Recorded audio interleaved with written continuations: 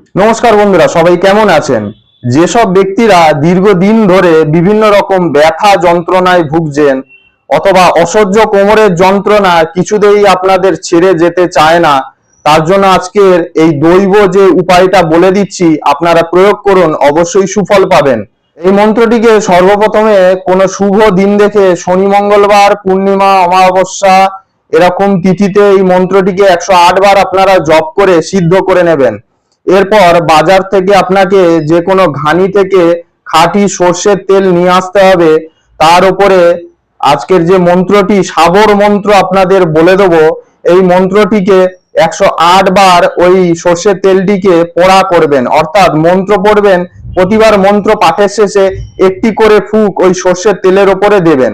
এরপর ওই তেলটিকে যেখানে রোগীর ব্যথা যন্ত্রণা বা কোমরের ব্যথা যন্ত্রণা, ঘাড়ের ব্যথা যন্ত্রণা হচ্ছে, সেখানে এই সর্ষের তেলটিকে আপনারা ভালোভাবে বাঁ হাত দিয়ে মালিশ করে দিন।